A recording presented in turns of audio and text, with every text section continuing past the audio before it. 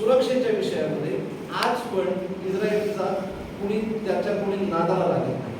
ज्या वेळेला आपण समर्थ असतो, ज्या वेळेला त्याच्यात महत्वाची गोष्ट काय आहे, डिसिप्लिन आहे, एक म्हणजे आपल्यातली स्वयंशिस्त आहे आणि ती शिस्त ज्या संघटनेत आपण काम करतो त्या संघटनेचा सगळ्यात मोठा दुवा आहे.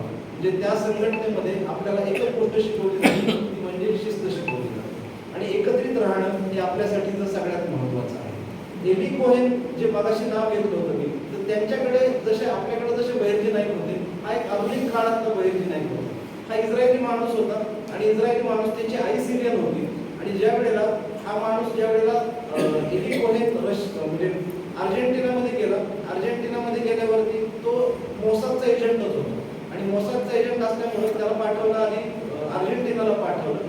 अर्जेंटिनामध्ये सिरियाची जी एम्बसी होती, ते सिरियाच्या एम्बसीच्या जवळपास त्याचं ठिकाण होतं. तो व्यापारी म्हणून गेला आणि तो जो एजंट होता मोसादचा, मोसाद ही जगभरातली सगळ्यात प्रखर मानली जाणारी उद्योग संघटना मानतात आणि त्या मोसादच्या संघटनेचा तो माणूस होता. तो तिथं जॉर्डन म्हणजे अर्जेंटिनाला गेला, अर्जेंटिनामध्ये काम चालू केलं त्यांनी, व्यापारी म्हणून गेला आणि व्यापारी म्हणून काम चालू करताना सिरियातली जी एम्बसी होती, सिरियातली जी राजदूत होती, मग त्यांच्याबरोबर त्यांनी त्याचे संबंध निर्माण केले. ते संबंध नुसते निर्माण नाही केले तर काही वर्षानंतर सिरियातला त्या एम्बसीतला एक माणूस होता, तो त्या सिरियाचा पंतप्रधान झाला आणि ह्यांनी मैत्री एवढी केली, त्याला असं वाटलं की सिरियाच्या लोकांना तो शस्त्रास्त्र म्हणजे जे सैनिक होते ते सैनिकांना वस्तू जे पुरवणारे होते तो त्याच्यामधला हा सगळ्यात मोठा व्यापारी होता.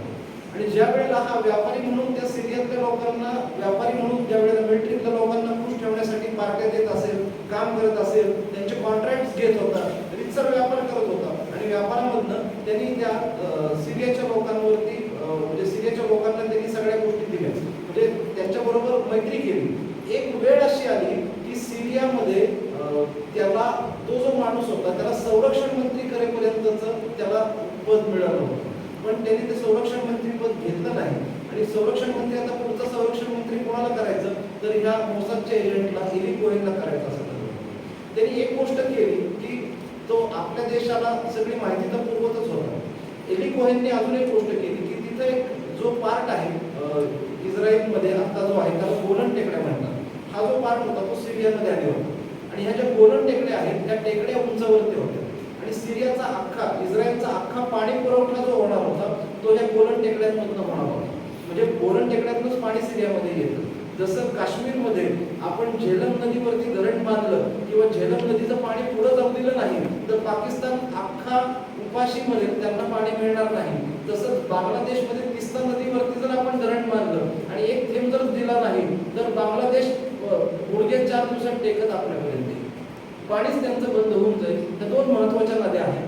जे महत्वाची नदी तिस्ता आहे तशीच नदी तिथली होती, गोलनच्या तिथली, आणि त्या गोलनवरती कमांडिंग पोझिशन इस्रायलला पाहिजे होती. त्यांनी केलं काय तर इस्रायलच्या सिरियाचे जे सैनिक होते ते सिरियाच्या सैनिकांना त्यांनी सांगितलं की मी तुम्हाला झाडं लावून देतो, तुमचे सैनिक आहेत ते सगळे याच्यामध्ये उन्हात तरफडतात, त्यापेक्षा त्यांनी झाडं लावण्यासाठी म्हणून त्या गोलन हाईट्स वरती सगळी झाडं लावली आणि 2, 3, 4 वर्षानंतर मग त्या झाडं मोठी पण झाली आणि गोलन हाईट्स वरती कुठं सैनिक आहेत, कुठं झाडं लागलेली आहेत.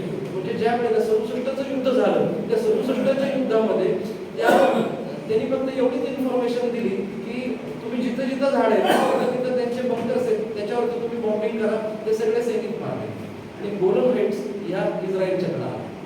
त्याच्या आधी 2 वर्ष आधी त्याला पकडलं गेलं, कारण पकडलं गेलं आणि पकडल्यानंतर त्या माणसाला मारून टाकलं सिरियाच्या लोकांनी. तोपर्यंत त्यांनी हे सगळे संदेश पोहोचवलेले होते. 67 साली युद्ध झालं, 67च्या युद्धामध्ये त्यावेळेला गोलन हाईट्स घेण्याचं जे काम केलं होतं ते इस्रायलने केलं. त्यांच्याकडे ती सगळी माहिती आहे. सुरक्षा कशी असते ह्याच्यामधला सगळ्यात मोठा धडा त्यांनी आपल्याला दिलेला होता की शत्रूच्या मध्ये जाऊन शत्रूच्या मधलं काय पाहिजे काय नाही पाहिजे ही सगळी जी माहिती त्यांनी त्यांच्या देशाला पुरवलेली होती. आणि स्वतःचं मुंडकं जरी छाटलं गेलं त्याला हँड किल डेथ म्हणजे चौकामध्ये फासावरती लटकवलेलं होतं. त्याचा मोठ्याच्या मोठा पुतळा आज इस्रायलमध्ये आहे. असे जे लोक आहेत हे ज्या दिवशी राष्ट्रनिष्ठा माझ्यामध्ये भरलेली असते त्यावेळेला असे लोक जन्मालेले असतात. ही मोसाद या जगभरातली सगळ्यात मोठी संघटना आहे, उद्योग संघटना आहे, सुरक्षेच्या बाबतीतली सगळ्यात मोठी संघटना आहे. परवा 4000 लोकांच्या एकाच वेळेला एकाच मिनिटाला बॉम्ब याच्यामध्ये स्फोट झाले आणि ते सगळे 4000 स्फोट एकाच दिवशी झाले. इराण, लेबनन, सिरिया इथल्या सगळे जे काही हिजबुल्लाचे लोक होते त्या सगळ्या लोकांना त्यांनी एकाच वेळेला सगळ्यांच्यावरती हमला केला. त्यांना कळलं नाही की कशा पद्धतीने हमला केला. टेक्नॉलॉजिकली आपण पुढे असलं पाहिजे, त्याचबरोबरीने आपली निष्ठा ही तितकीच प्रगत असली पाहिजे. त्याचबरोबरीने आपण लोकांच्या मध्ये कशा पद्धतीने वागलं पाहिजे. तर आपल्या ज्या गोष्टी आहेत, जसं महत्वाचं जे होतं विषय कुठला होता तो म्हणजे पहिले ते हरिकथानिकपण, दुसरं ते राजकारण आणि तिसरं ते सावधपण. सर्व विषय जे समर्थांनी सांगितलं की सर्व विषयामध्ये असलेलं सावधपण हेच आपल्यासाठी महत्वाचं लक्षण आहे. मला असं वाटतं की हा सावधपणाचा विचार आपण सगळ्यांनी जेवढा जास्ती करू आपण तेवढा महत्वाचा आहे. ह्या 57 देशांवरती आज इस्रायल डोक्यावर नाचत आहे, सगळं जग त्यांना घाबरत आहे. ही पोझिशन याच्यापेक्षा जास्ती स्ट्रॉंग पोझिशन आपली आहे. आपण आपल्या गोष्टी ज्या आहेत त्या मीडियामध्ये जास्ती येतात आणि काम कमी दिसतं. तर आता वेगळ्या गोष्टी घडत चालल्या. वेगळ्या गोष्टी घडत आहेत कशा? या मागचं जे युद्ध चालू होतं इस्रायल आणि हमास, एवढ्या वर्ष आपण इराक आणि अमेरिकेचं युद्ध बघितलं, त्यात आपलं काही रोल नव्हतं.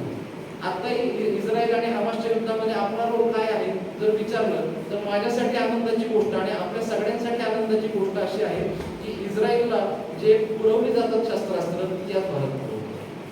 आणि आज भारत साधारणपणे 95 देशांना शस्त्र एक्सपोर्ट करतो आहोत.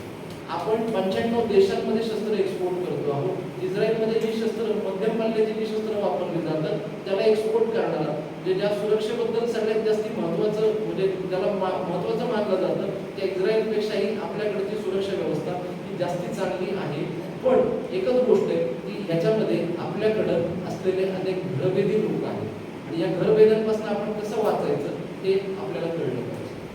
पण इतर शत्रू कोण आहेत? शत्रूचा ज्या वेळेला आपल्याला अभ्यास असतो, शत्रू एकच आहे की तो ह्या सगळ्या लोकांना पाडा, या सगळ्या लोकांच्या विरोधात काम करा, या सगळ्या लोकांना त्यांच्या अन्नात काहीतरी मिसळा, त्यांच्या जेवणात मिसळा, त्यांच्या मुलींना पळवा, त्यांना लव जिहाद करा, लँड जिहाद करा, वक्फच्या निमित्ताने सगळ्या जमिनी आपल्या विकत घ्या. आपल्याला शत्रू कोण आहे ते ज्या वेळेला त्याचा आपण अभ्यास करतो, एकच गोष्ट होती आपल्याला 100% मतदान पण करता येतं. आणि त्या लोकांचं मतदान हे 100% का होतं तर एक मशिदीमध्ये सांगितलं जातं, शुक्रवारच्या नामाच्या वेळेला सांगितलं जातं आणि ते सगळे लोक मशिदीनं ज्या वेळेला अल्लाचं काम म्हणून ज्या वेळेला करतात त्यावेळेला त्या लोकांना आतापर्यंत अत्यंत यश मिळालं. 2047चा जो प्लॅन आहे तो गजवाए हिंद नावाचा जो प्लॅन आहे हा प्लॅन आपल्याला यशस्वी होऊ द्यायचा नाही. तर गजवाए हिंदची भीती आपण बाळगायचं कारण नाही. तर आपल्याला भगवाए लाहोर करायचं आहे, भगवाए अफगाणिस्तान करायचं आहे आणि आपल्याला तिथपर्यंत जायचं आहे. आणि अशी राजकीय परिस्थिती पण आपल्याला निर्माण करणं आपल्याच हातात आहे. आज जे 40-50 लोक आपण एकत्रित आहोत, ह्याच लोकांना निर्णय घ्यायचा आहे की मला पुढे काय करायचं आहे आणि मला इथं कोणतं राज्य इथं आणायचं आहे, कोणाची सत्ता इथं बसवायची आहे, याचे निर्णय करणारे लोक तुम्ही आणि मी. याच्या पलीकडं कोणताच वेगळा विषय नसतो. तर मला असं वाटतं की या सगळ्या विषयांची चर्चा आपण केलेली आहे. तर 2 गोष्टी मला वाटतं तुम्ही सगळं विसरलात तरी चालेल, पण पहिले ते हरिकथा निरूपण, दुसरे ते राजकारण आणि तिसरे ते सावधपण, सर्व विषय तेवढं जरी आपण लक्षात ठेवलं, ज्यांच्या भूमीमध्ये आज आपण आहोत तेवढं रामदास स्वामींचा संदेश आपण लक्षात ठेवला तरी आपल्याकडे एक मोठं काम आहे. एकच शेवटची गोष्ट सांगतो की शिवाजी महाराजांनी जसं काम केलं, आग्र्याहून येताना जेवढे म्हणून सुटका ज्या वेळेला झाली त्यावेळेला जेवढे मठ निर्माण झाले तेवढे सगळे मठ रामदास स्वामींनी रस्त्यात निर्माण केलेले होते. तिथनं काय सहाय्य झालं, कसं झालं याची आज तागायत कोणाला कल्पना नाही. या कुठल्या भेटी ज्या होत्या त्या फेसबुकवरती अपलोड करण्यात आलेल्या नव्हत्या, त्याचे व्हिडिओज अपलोड करण्यात आलेले नव्हते, याची इन्स्टावरती माहिती देण्यात आलेली नव्हती किंवा शिवाजी महाराजांनी किंवा रामदास स्वामींनी पत्रकार परिषद घेऊन पण सांगितलं नव्हतं की आम्ही कशा पद्धतीने काम केलं. शत्रू ज्या वेळेला आपल्यापासून वेगळा असतो, कोणाशी भेटतोय हे आपल्याला कळतं, आपलं शत्रू कोण आहे त्याचा अभ्यास नक्की करावा आणि हे अखंड सावधपण जे आहे ते त्यांच्या भूमीत आपण आहोत त्यांचं स्मरण एकदा करू. आणि मला वाटतं मी माझ्या वाणीला पूर्ण विराम देतो.